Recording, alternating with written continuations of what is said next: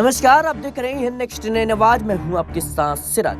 लोकसभा चुनाव में बीजेपी की हैट्रिक रोकने के लिए तैयारी में जुटे इंडिया गठबंधन को एक बड़ा झटका लग सकता है। बताते चले कि कारण जयंत चौधरी बीजेपी के साथ गठबंधन में शामिल हो सकते हैं। सूत्रों की माने तो बीजेपी ने यूपी में आरएलडी को 4 लोकसभा सीटों का ऑफर दिया है। इसके बाद चर्चाएं तेज हो गई है कि आरएलडी और समाजवादी पार्टी का गठबंधन टूट सकता है।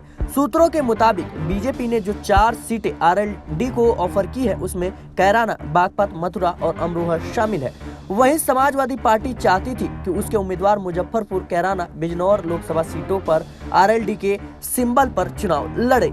इसके चलते आरएलडी और सपा गठबंधन में टूट का कारण बनते दिख रहे हैं। बता दें कि काफी पहले ही जयंत चौधरी और अखिलेश यादव की लखनऊ में हुई मुलाकात के बाद 7 सीटों पर डील हो गई थी। इन 7 सीटों में बागपत, मुजफ्फरनगर, कैराना, मथुरा और हाथरस भी तय किए गए थे, लेकिन 2 सीटों पर अभी भी नाम को लेकर संशय बना हुआ था। अभी यह नहीं हो पा रहा है कि मेरठ, बिजनौर, अमरोहा, नगीना और फतेहपुर सीकरी में से कौन सी और 2 सीट आरएलडी को दी जाएंगी। बताते चले कि वहीं मुजफ्फरनगर के प्रत्याशी को लेकर भी सपा और आरएलडी में खींचातानी होने की खबरें बताई गई थी। समाजवादी पार्टी चाहती है कि हरेंद्र मलिक को वहां से आरएलडी के सिंबल पर चुनाव लड़ाया जाए।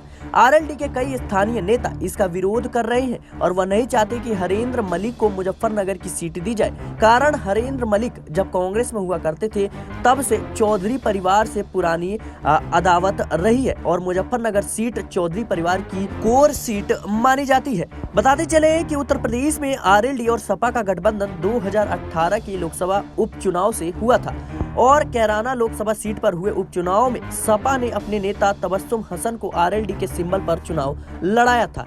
इस चुनाव में तबस्सुम हसन की शानदार जीत हुई थी। 2019 के लोकसभा चुनाव में दोनों दलों के गठबंधन में चुनाव लड़ा गया था। तब सपा ने आरएलडी को 3 सीटें दी थी, हालांकि किसी भी सीट पर आरएलडी जीत नहीं सकी थी। वहीं इस चुनाव में सपा 5 सीटें जीती थी, जबकि बसपा ने 10 सीटों पर जीत हासिल की थी। 2022 का विधानसभा चुनाव भी सपा और आरएलडी ने मिलकर लड़ा था। इस चुनाव में समाजवादी पार्टी ने आरएलडी को 33 सीटें दी थी। इसमें आरएलडी 9 सीटों पर ही जीत दर्ज कर पाई थी।